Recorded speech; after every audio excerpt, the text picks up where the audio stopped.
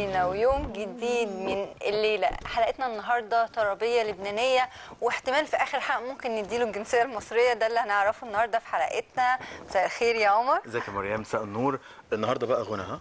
أكيد. غنى وطرب والحياة لبنان وكده. بالظبط، وحياة لبنانية جدا. النهارده غنى وطرب والحياة لبنانية جدا، ربنا يستر. بنرحب بالمطرب اللبناني الجميل اللي منورنا النهارده، فادي بدر. اهلا بيك. هاي يا عمر، هاي مريم. هاي. اهلا بيكم.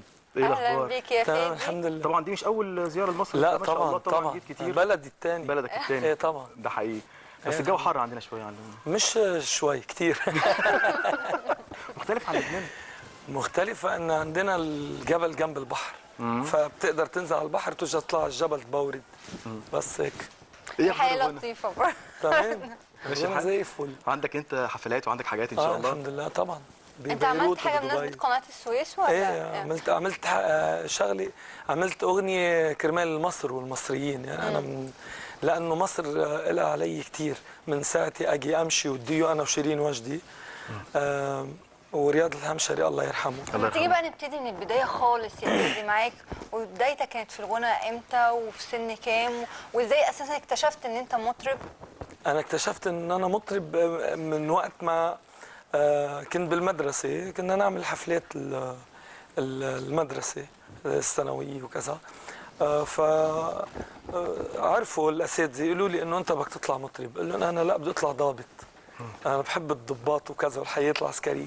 تصدق شكلك ظابط فعلا، بس هو التسريحه بس بتاعت القصه بتاعت الشعر صعبه على الظابط. ايه طبعا. فمن بعدها بالجامعه بلشت غني وكذا وفت على استوديو الفن، نجحت، فقت ستوب عبد هنا بعد اذنك المطلب. بقى، معلش. انت كده دخلت استوديو الفن.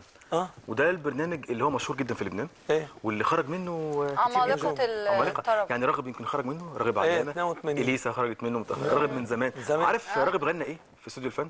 ده غنى حاجه المتقال. انت ما عندكش المعلومه دي؟ غنى بعتقد بنت السلطان وغنى بنت السلطان. بس هو غنى حاجه للرئيس متقال الله يرحمه. وغنى بنت السلطان ونجح بيهم الاثنين. وكانت حاجه غريبه جدا ان هو كل الناس استغربت. انت دخلت استوديو الفن. ايه غنيت ايه غنيت عبد المطلب. برضه برضه بتختاروا انتوا حاجات عشان تتميز بيها برضه، يعني لون. لانه لا، هو انا بحب الفن المصري. يعني انا بسموني عمدة المصريين بلبنان.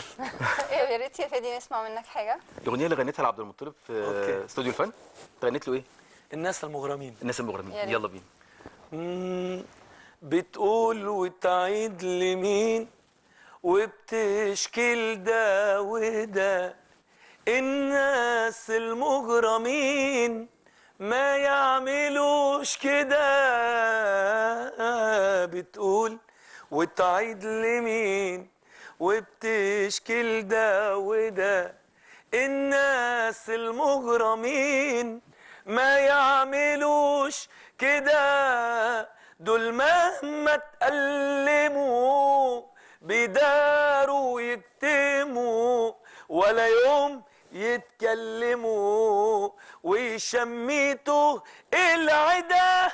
الناس المغرمين ما يعملوش كده. الله عليك يا فادي. انا حسيت خلاص ان هي اغنيه يعني جديده، مش حاجه قديمه. وخاصه طبعا عبد المطلب قديم وجميل وكلنا بنحبه. الله يرحمه. الله يرحمه. هو فنه لا يموت. فنه لا يموت، ده حقيقي فعلا. بس برضه انا حسيت فيها بروح العصر بتاعتك انت. انه يعني بدك تغنيها بشخصيتك، وبعدين يعني لازم تقولها بصدق. يعني انا بحس بالاغاني اللي بغنيها لدرجه ان انا بتفاعل وبخلي اللي قدامي كمان يتفاعل. بتحب القديمه فادي؟ جدا. الاغاني القديمه تحبها قوي. ايه تاني غير عبد المطلب بتحبه يعني؟ عبد الوهاب الله يرحمه. عبد الوهاب الله يرحمه. يعني انا اغني لك حتى صغيره اسمها مقام الزنجران. يعني هو اصعب مقام في الشرقي، اللي هو لو ما كنتش مطرب مش تعرف تجيبه او مش تعرف تغنيه. طب يا ريت نسمع. اغنيه ايه؟ ده عشان انت عاشق فانا هغنيها لك. يعني عشان انت عاشق وبتحب وعندك مثلك الاعلى الراجل المصري اللي بيحب. ايوه. واللبنانيين بيخونوا. انا ما قلتش كده والله. ما فيش حاجه اسمها ده انا بموت في اللبنانيين. واحنا بنموت فيكم بس طبعا. هو يعني احنا كنا بنتناقش فكره. تيجي تاخد يلا بينا. اديك الباسبور وتديني الباسبور. انا موافق جدا، بس برضه احتفظ بالباسبور المصري يعني. وانا برضه هحتفظ باللبناني. طب حلو الموضوع ده. طبعا. أمانة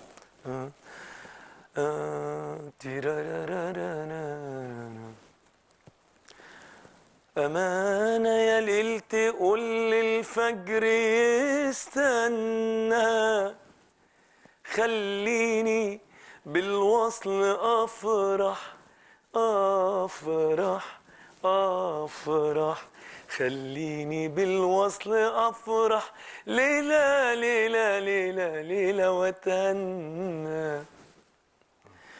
أمانة يا ليل أمانة يا ليل تقول للفجر يستنى، خليني بالوصل أفرح، ليلة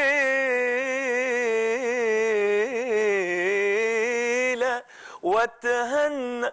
كم طلت يا ليل على جرحي، الليلة نال الفؤاد في الحب ما اتمنى. أمانة ليل. جميل. طبعا حاله رومانسيه. انت رومانسي قوي يا فادي ولا مش شرط؟ أنا هايبر على المسرح لما بيبقى في ناس عايزة تبقى مبسوطة وكده وفرح. أنا ببقى هايبر جدا. لا، شخصيه فادي نفسها حالم بقى كده. أنا بحب غير موضوع انك الأغاني فنان الرومانسية طبعا. وكده. بتحب الاغاني الرومانسيه جدا. طب بتفكر تعمل اغاني مثلا غير بقى اغاني عن الحب والعلاقه بين الرجل والمراه والكلام ده كله الجميل والحالات الرومانسيه الجميله دي؟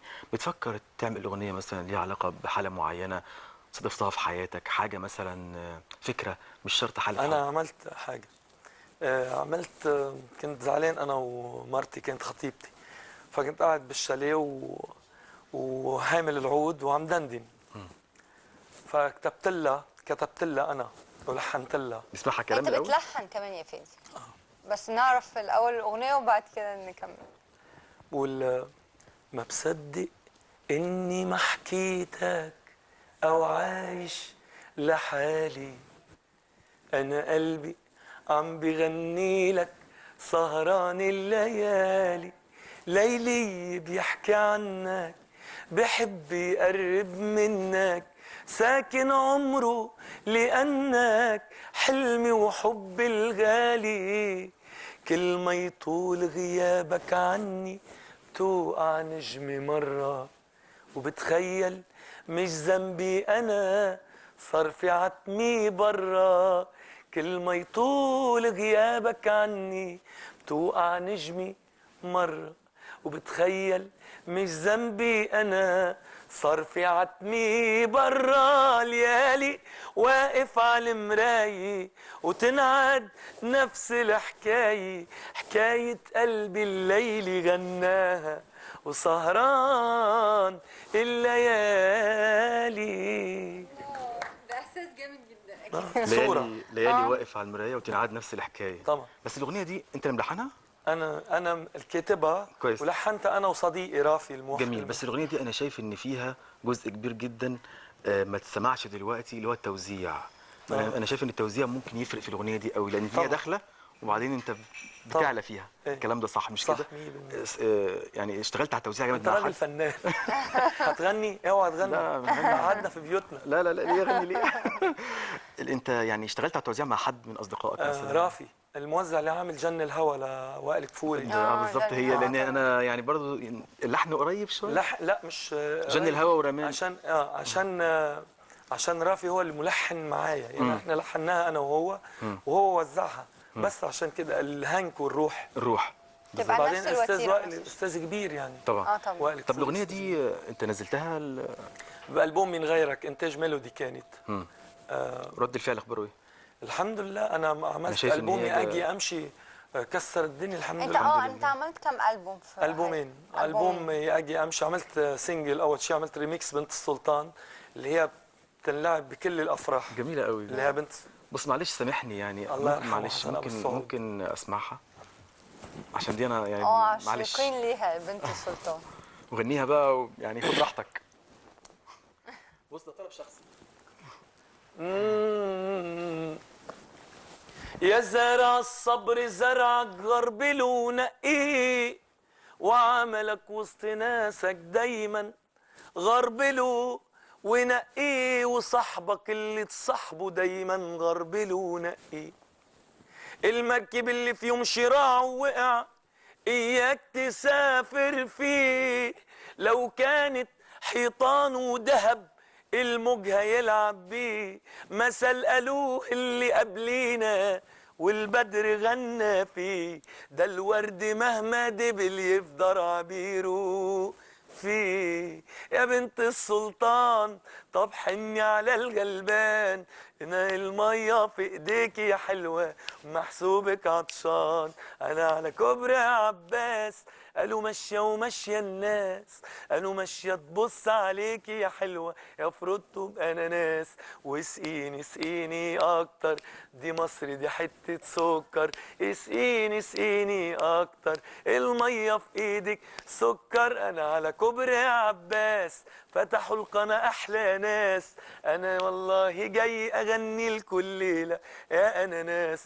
واسقيني اسقيني اكتر، المية في ايدك سكر. اسقيني اسقيني اكتر، المية في ايدك سكر. الله. هو عنده كمان حته آه، الارتجال، انت عندك بالظبط. حته يعني تحب الارتجال او كده في الغنى، لازم ممكن يعني. ترتجل كلمه. ما هو مش، ما هو منه كتاب منزل المغنى. طبعا. المغنى انعمل من عهد زرياب لحتى تكون انا وياك ومريم مبسوطين ومرتاحين وفرحانين. عرفت هو يعني؟ ده اللي بحبه انا بقى في اكيد. اللبنانيين بقى، ده اللي بحب البساطه والرغبه وأكيد. في الاستمتاع بالحياه، واللي يعني انت فاهم الدنيا كده جميله. لا لا، وكمان لما ومصر كمان. بتتقنوا ومصر جدا. كمان، بس انتوا عندكم زياده الموضوع. بس عندكم لما بتتقنوا حاجه يعني بتعملوها فعلا بجد زي ما بيقولوا على اجمل وجه. انا عايزه ارجع بقى وانتوا كمان. اكيد. لا بص، في يعني في شغله نتفق عليها بالفن، مع احترامي لكل الوطن العربي.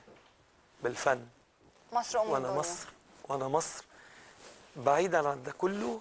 انا جدتي مصريه، بعيدا عن ده انا لبناني، ويشرفني ان انا اقول الكلام ده وبالمصري في الفن العربي. مصر هنا، واحنا كلنا بنجري عشان نوصل للحته اللي هي واصله لها بالغناء والتمثيل والاخراج والابداع الفني.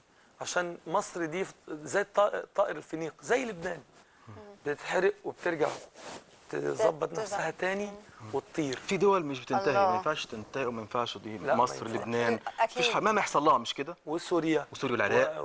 والامارات اللي عملت دول. نفسها بنفسها ب 20 سنه. بس حضاره طبعا بقت جميله فعلا. جدا. حضارة غريبة. دبي وابو ظبي والحاجات دي. انا بتفاجئ. ما شاء الله يعني. عايزه اقول لك ان مسمينها اوروبا العرب بجد. يعني هي صح. دبي فعلا دلوقتي حققت دبي دلوقتي. حبيبتي، انا لازم كل اسبوع اروح دبي. انا بقى عندي حفلات في دبي في البزركان، المكان عائلات وكده، في 90% مصريين بيحضروا ليه حفلات. جمهور معين طبعا غير الجمهور العربي عامه، لكن واضح ان الجمهور المصري كمان الذواق. الذواق بيحبك شويه. يا الحمد لله بحبني كتير. يعني لا، قصدي ان الجمهور المصري شوية، يعني ده أنت زياده. بخيل قوي بخيل على قوي شويه فرق عن العرب كلهم. هتتدحرج وتجري وتيجي في بيروت على حجري. انا اجي لك بيروت، انا ما عنديش رمان. مشكله. يا رمان. انا بحب بيروت قوي والله. والله وهي بتحبك والله. طب ما يلا بس. يلا. انا عايزه ارجع تاني للتلحين يا فادي، وكلمنا عن تجربه التلحين. جت ازاي؟ جت عن طريق الصدفه ولا لا؟ في اغنيه مثلا انت يعني حسيت كلماتها وقلت لا انا لازم انا الحن لها؟ ايه، هي بألبوم بتدور وتلف ليلي، هو معلم فيك. معلم الألبوم، الغنية كانت ألحان رياض الهمشري، وأنا كان عندي تجربة بغنية اللي هي عن الغيرة. بتقول بتغاري علي وما في شوف الغيرة بعينيكي، والطفل اللي عايش فيه لوحده بيركض ليكي. فأحمد ماضي الشاعر المميز أحمد ماضي اللي عمل يا مرايتي لأليسا، شاعر مرتب جدا وبوجه له تحية، فنان كبير يعني. حكينا على التليفون، قال لي بدي اسالك سؤال. قلت له شو؟ قال لي ليك صاحبك قد ايه بيغار عليك؟ قلت له مين صاحبي؟ قال لي صاحبك حدك؟ قلت له مين صاحبي؟ قال لي مراتك. قلت له ايه بيغار علي كثير. قال لي طب عملت لها اغنيه. قلت له شو عم تحكي؟ قال لي والله. فعمل لي الاغنيه، فمسكت العود عم دندنها، غنيتها دغري. فوزعناها بس ونزلناها حلو بالألبوم. الطفل اللي جوه والطفل إيه، اللي حد هو بيركض. استاذ يعني. حلو أوي. بتغاري علي وما في، شوف الغير بعينيكي، والطفل اللي عايش فيه لوحده بيركض ليكي. انا بقسم قلبي 3 قلوب، قلبي جن وقلبي غار، قلبي يغنيلك ويدوب ويسأل عنك ليل نهار. غرامي انتي غرامي، ايامي كلها ايامي، ما بدي غيرك قدامي. شو ما حكيوا عني الناس، مجنون مجنون، وعالوعد انا ما بخون، وبقسم قلبي 3 قلوب، قلبي جن وقلبي غار، قلبي يغني للمريان ويدوب ويسأل عن عمر ليل نهار. لا جميل جميل والله بجد. تقسموا 3 قلوب، ها؟ إيه؟ قلبي جن وقلبي غار وقلبي وقلبي يغني يغني لك ويدوب يسأل ويدوب. عنك ليل نهار. هو يدوبك كده بصراحه، هم أكيد. 3 قلوب يدوب مش 3 كده؟ قلوب. فادي، ما عملتش تجربة التلحين دي لحد تاني ولا لا؟ عملت لحبيبتي، لحبيبتي ام الدنيا كنت لسه شكلها كده مصر. طبعا. اقول لك، هو الاغنيه اللي نزلت قريب ولسه على مزيكا بتتلعب وعلى الشانلز وعندكم في القناه. الاغنيه كلمات الشاعر الصحفي سعيد شتة. بحب مصر بجنون. زي كده، زي ما انا بحب مصر. طبعا. ف بنوجه له تحية طبعا أكيد. بتقول الله يا مصر الله، على شعب دين وحياة، مسجد وجنبه كنيسة، أتباع محمد وعيسى يتعبدوا لله، على مصر قول الله. والله بحبك موت، وهقولها بأعلى صوت، بكرة ربنا ينجيكي والكل هيفرح ليكي، زي ما نجي قبليكي يونس في بطن الحوت، على مصر قول الله. الله يا مصر الله، على شعب دين وحياة، مسجد وجنبه كنيسة، أتباع محمد وعيسى يتعبدوا لله، على مصر قول الله. الله يا مصر الله، على شعب دين وحياة، مسجد وجنبه كنيسة، أتباع محمد وعيسى يتعبدوا لله، على مصر قول الله.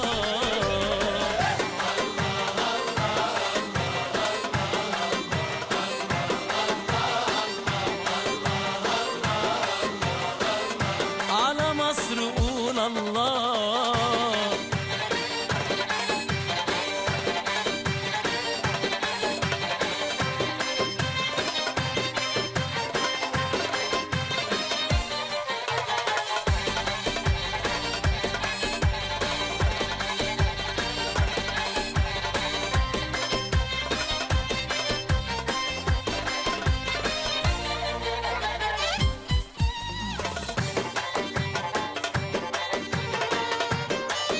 والله بحبك موت، وبقولها بأعلى صوت. والله بحبك موت، وهقولها بأعلى صوت. بكرة ربنا ينجيكي والكل هيفرح ليكي، زي ما نجى قبليكي يونس في بطن الحوت، على مصر قول الله. طيب بمناسبه رياض الهمشري الله يرحمه، كان فنان جميل وملحن جميل. مات على إيدي، الله يرحمه. الله يرحمه. آه، ما لحقتوش. مش فاكر يعني الحان ليه، فاكر الحاجات اللي عملها مع ايمان بحر درويش، مع الحاجات دي أنا فاكر في الحان بس- معينه اثرت فيك؟ يعني في ألحان كتير يعني انا قلبي حبك وهواكي مثلا. لا، حاجة. في لحن عبقري يعني عمله.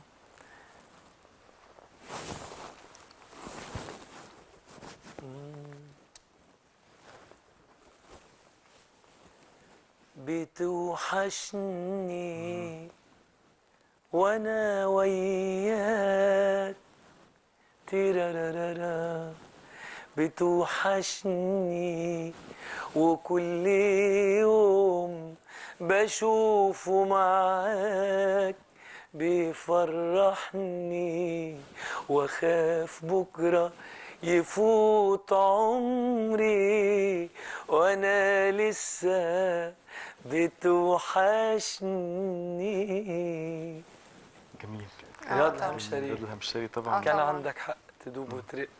رياض الهمشري راجعين نعشق وندوب ونعيش مع بعض حياتنا. رياض الهمشري هتات العالم، ناري نارين، الليلة يا ليلة يا ليلة يا ليلة، هشام عباس، تاريخ هشام عباس، تاريخ فؤاد وتاريخ عمرو دياب. بس هو كان تحس ان القدس هو هترجع لنا الأوبريت العظيم. طبعاً. طبعا رياض الهمشري الله يرحمه. هو على المستوى الانساني كمان هو كان حد جميل قوي، كان حد ده كان تحس إن هو- حبيبي قوي. تحس ان هو حد هادي، مش غاوي ان هو الظهور والبروباجندا والحاجات دي مش في دماغه. هو كان بيلحن في هدوء ويطلع بيلحن اغنيه بهدوء، لكن الاغنيه ما بتبقاش في هدوء، بيهزر بهدوء. الاغنيه بتبقى يعني بتنجح أنا جدا. كنت بقعد انا وهو على البحر في بيروت. هو كان اخر ايامه وكان عايش في بيروت جنب بيته جنب بيتي.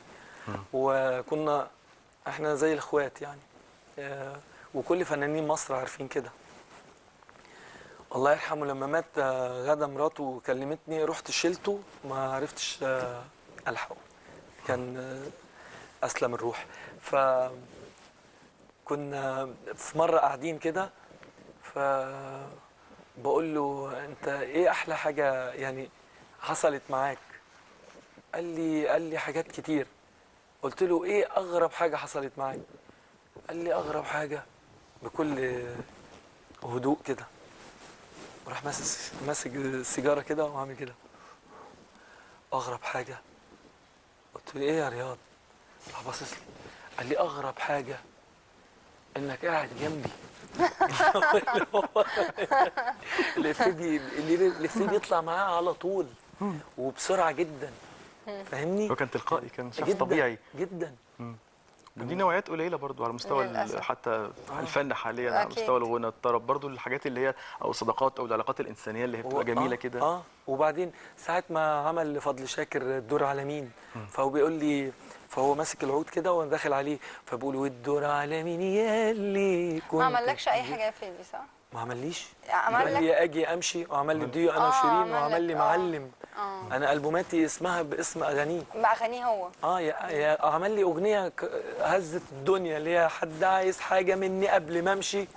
امشي ولا استنى شويه، اجي يا امشي يا اقول يا ما اقولش. عرفت بيك كتير قوي هنا يعني. طبعا استرد هي دي الدنيا الحمد لله. الحمد لله. نسبه وعملت كبيره من اعلى الناس. ريتس ساعتها كان نازل الرينج تون وكده، عملت اعلى ريتس مع ميلودي. تيجي نسمعها؟ يا ريت نسمعها بقى.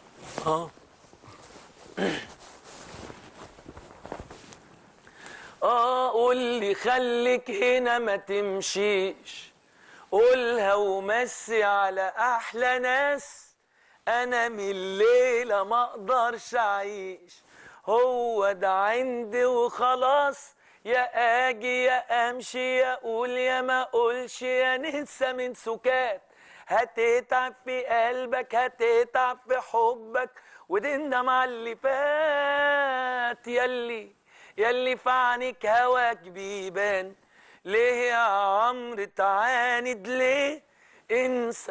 انسى لو ليلة تنسى زمان، انت يا حبيبي عايز ايه؟ يا اجي يا امشي يا اقول يا ما اقولش، يا ننسى من سكات، هتتعب في قلبك هتتعب في حبك وتندم على اللي فات.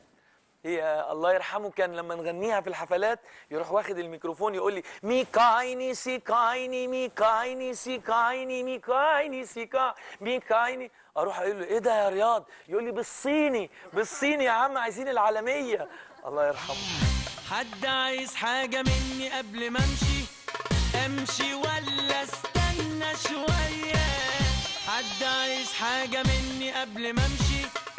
يا حبيبي ما ترد عليا، يا اجي يا امشي يا اقول يا ما اقولش، يا ننسى من سكات، هتتعب في قلبك هتتعب في حبك وتندم على اللي فات، يا اجي يا امشي يا اقول يا ما اقولش، يا ننسى من سكات، هتتعب في قلبك هتتعب في حبك وتندم على اللي فات.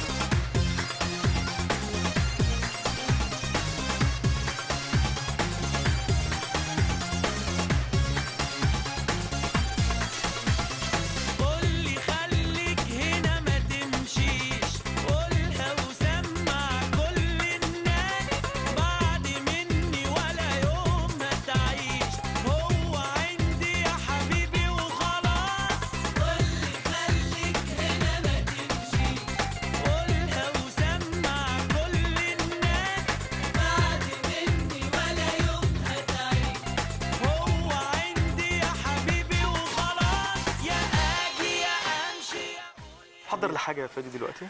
بنحضر ان شاء الله انه نعمل غنية جديدة. في غنيتين، وحدة مع الرائع عصام كاريكا الفنان، ووحدة كلمات بعدها كلمات الاستاذ عادل سلامة، اللي هو اشتغل بهبوط اضطراري. عادل اللي عامل لا تتدحرج ولا تيجي طبعا ولا تيجي على حق. جميل جدا. عادل فعاملين افيه كده انا وعادل، هو فنان عظيم يعني، انا بحبه، افيهاته سريعه وحاجات كده غريبه بيجيبها منين ما تعرفش. ما تعرفش بجد، ما تعرفش. وافكاره بيجيبها غريبه برضه. انا ساعات بيبعت لي حاجات فاروح قايل له يا عادل، بقول له ارجوك رقمي عندك، يقول لي اقول له امسحه لو سمحت. فاقعد يتكلم بسرعه كده ويقول لك يلا بسرعه هنعمل كذا وهنعمل كذا ويلا. هو طال معايا في الكليب، فيعني جاب عيلته كده وكان معايا في شط كده في الكليب وانا بسلم عليه. المخرج كامبا اللي بوجه له تحيه يعني، فاجئني كامبا. يعني كامبا مشهور انه بيعمل اغاني. طب بمناسبه بقى حته الاخراج والرقص والاغاني والمخرج كامبا والكلام ده كله، ما فكرتش في موضوع التمثيل؟ ما شاء الله انا شايف ان في حضور بالزبط. والله بدون مجامله، شايف ان في حضور وتلقائيه وفي تفاعل كده مع الناس ومع الحياه. يعني طب بلاش خلاص. لا بحاول يعني بحاول ان انا شايف ان انت يعني ابني طريقي في التمثيل. والله فعلا بجد احد المطربين اللي ممكن جدا يعني يخش المجال التمثيل، بس تخش بقى يعني بسرعه جدا. رايح حاول. لا هلا مركز في الغنى. يعني لو جالك العرض لو جالك العرض تصور ان انا اعمل زي الليمبي مثلا. لا انا بقلده كويس على فكره والله. طب ايه، طب ورينا كده حته. لا عشان دوجلاس بس ولا بتقلده عامه كويس؟ لا انا بقلده كويس يعني. طب يا ريت نشوف حته كده. ايه رايك النهارده في الحلقه؟ عجبتك؟ حلقه ايه؟ الليله؟ انت بتتكلم عن الليله دي؟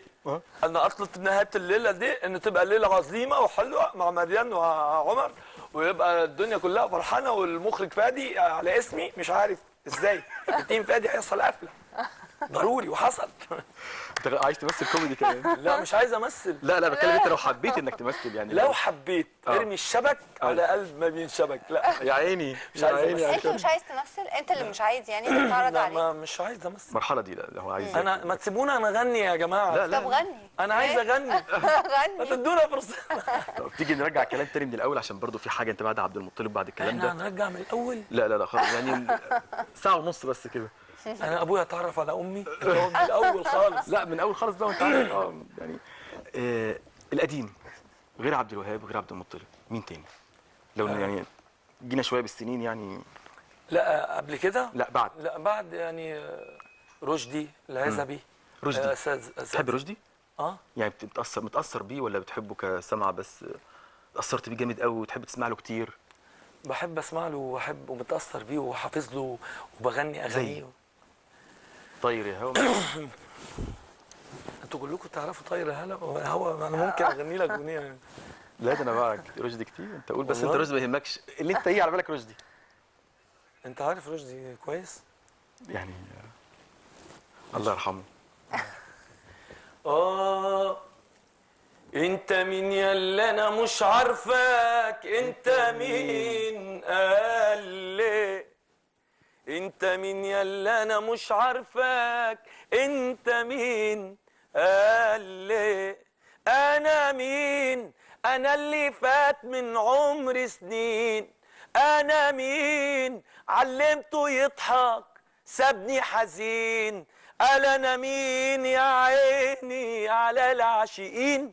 وقال لي دنيا غرورة وكدابة زي السوائل قلابة، ولا عشان ما احنا غلابة يتعلموا القسوة فينا؟ دنيا غرورة وكدابة زي السوائل قلابة، ولا عشان ما احنا غلابة يتعلموا القسوة بينا؟ كان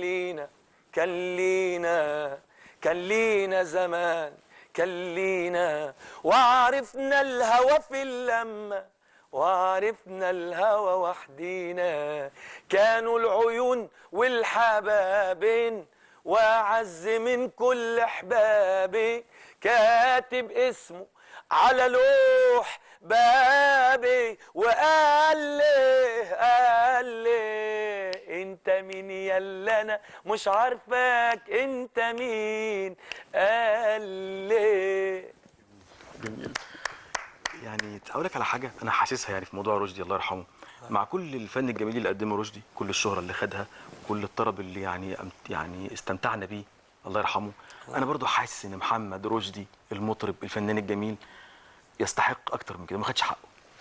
يعني انا للأسف. تحديدا رشدي اه يعني غير هتقول لي كل الجيل بتاعه وكل الكلام ده برضه فيهم ناس اتظلمت كتير، بس هو رشدي تحديدا خد كتير وجات فتره حتى يعني غنى اغنيه اكبر عبد الحليم ان هو يغني حاجه شبهها على حسب وتاب قلبي والكلام ده كله ماشي، لكن برضه رشدي كان يستحق اكتر من كده. امكانيات الصوت بتاعت رشدي عدويه مثلا، دي قصه تانية يعني خالص. انت عارف ان عدويه دي اغنيه عملها البليغ حمدي. طبعا بليغ التلحين عملها عشان يأدب اي حد طلع ساعتها. انا الكلام ده قاله لي رياض الهمشري الله يرحمه. الله يرحمه طبعا، عنده حواليك اكتر مننا بكتير طبعا. لانه طلع كتير مثل ما نحن بنسميه بلبنان قبابيط الغناء وقبابيط التلحين في ذلك الزمن. فبليغ حمدي قال لهم طب اوكي انتوا فاكرين بليغ حمدي ده بس اللي هو طرب وكده؟ اتفضل. راح عامل عدويه، حمل عصايه البيسبول دي وكسر الدنيا بيها طبعا. عدويه طبعا كانت جميله. انت ايه عايزه؟ بصراحه انا مش مكسوف اقول لك يعني انا اصلي مش نايم عشان كده صوتي ما بيطوعنيش بس يعني طب عدويه بس من اول الموال يعني صياد. صياد ورحت اصطاد صادوني طرحوا شبكهم في نن العين وصادوني عدوية يا ليل يا قمر والمانجا طابت على الشجر. يا ليل يا قمر المانجا طابت على الشجر. يا ليل يا قمر المانجا طابت على الشجر. اسقيني يا شابة ونوليني حبة مية. اسم النبي حرصك اسمك ايه ردي عليا عدوية تيرارارارارا. اسقيني يا شابة ونوليني حبة مية. اسم النبي حرصك اسمك ايه ردي عليا. يا عدوية اوعوا تحلوا المراكب والله يا ناس مراكب وانا حاطط رجلي في المية الا ومعايا عدوية.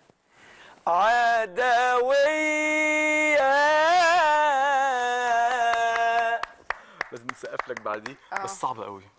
صعبة؟ لا مش صعبة عشان بالنسبه لك عشان مش نايم والله بس عشان صوتي تعبان من قلة النوم. هو الغنى ده او يعني التيمه دي بتاعت الشعبي او الحاجات اللي هي بنسمعها كنا زمان رشدي والعزبي الله يرحمهم جميعا والناس دي كلها الحلوه وبعد كده برضو عدويه وما زال يعني ربنا يديله الصحه بنتكلم الله يطول في عمره بنتكلم يعني هل كان ليها وقتها وصعب ان احنا نلاقي جيل جديد زيك فاهم ازاي جيل حلو وجميل وعنده القبول اللي عندك ده حقيقي والله يا فادي ويغني برضو الغنى يعني مش هنقول ان هو تحديث الاغاني دي لكن حاجات شبه كده حاجات مصريه قوي او حاجات لا في يعني انا بتكلم شبه الكلام ده او شبه ايه هلا عليك بدنا نكذب على بعض. اول شيء في حاله استثنائيه هي حكيم. حاله استثنائيه برافو عليك. انا يعني بجد انت يعني جبت فعلا المثال دي حقيقه. ده حقيقي فعلا حكيم علم الناس الفن الجميل في ساعه في ساعة الفن كان الشعبي ضايع بالظبط اكيد ويعلمهم الفن الشعبي بالريتم العصري بالريتم العصري برضه ما ننساش دور الموزعين ودور طبعا بس لا صوته بس صوته لا صوته يساعد يعني خامة صوت شابوبا فعلا كده. استثنائيه. شابوبا شابوها. شابوبا عشان تنزل بقى عشان تنزل فادي احنا يعني الله انا يخليك. نفسي اكمل معاك الحلقه فعلا، الله ونفسي يخليك. حلقات كتيره جدا. الله احنا بنشكرك، انت نورتنا النهارده الله يخليك. بجد أنا بدي- والله. بس توعدنا ان انت تجيلنا تاني إن شاء وتيجي الله، إن شاء مصر الله. ويبقى أكيد. في حلقات تانية ولقاءات تانية. ان شاء الله تحياتنا أكيد. لكل لبنان. ده واحنا احنا بنحبك قوي. بنحبكم جدا. واحنا كمان والله بنحبك جدا. وبدي اغني لكم الله يا مصر الله من الاخر اللي هي طيب. وهي دي بقى اللي نطلع غنيها بيها ونطلع بيها فاصل بالظبط. والله بحبك موت وحقولها بأعلى صوت، بكرة ربنا ينجيكي والكل هيفرح ليكي زي ما نجى قبليكي يونس في بطن الحوت. على مصر قول الله. طب الله الله الله الله الله الله الله الله الله الله الله